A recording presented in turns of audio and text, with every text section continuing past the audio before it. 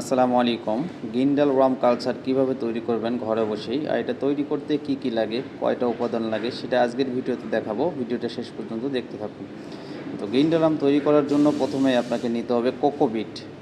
কোকোপিটটা পাবেন আপনি যে কোনো নার্সারিতে বা নার্সারির দোকান থেকে। এরপরে লাগবে কিছু কাপ বা বাটি, যেটা আপনি দোকান থেকে কিনতেও পারেন, আপনার বাসায় থাকলে সেটাও ব্যবহার করতে পারেন।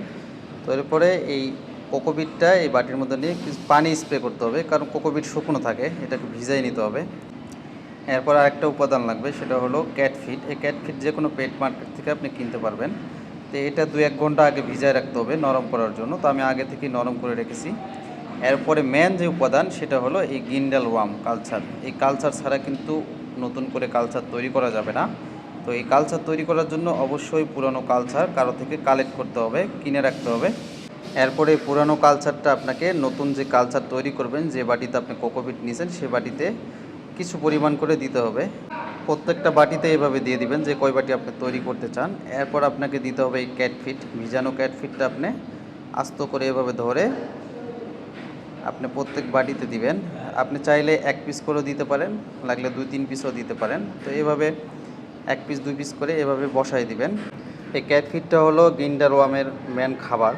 এই খাবারগুলো তারা খাবে, আবার এখানেই বংশ বিস্তার করে আরও বাড়বে, নতুন করে কালচার আরও বাড়বে এখানে। তো এভাবেই প্রত্যেকটা বাটিতে 2-3টা করে ক্যাটফিট আপনি দিতে পারেন, চাইলে একটাও দিতে পারেন। তো আমি 2-3টা করে দিতেছি, কারণ এখানে বাটিগুলো বড়। আপনি ছোটো কাপের মধ্যেও করতে পারেন।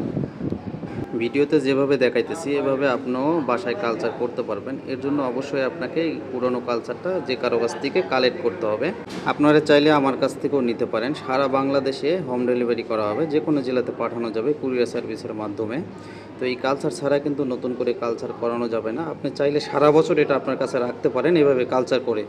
ভিডিওতে দেখানোর নিয়মে সব কিছু কমপ্লিট করার পরে এবার যে ঢাকনাটা আছে, এই ঢাকনাটা সেফলি লাগাইতে হবে।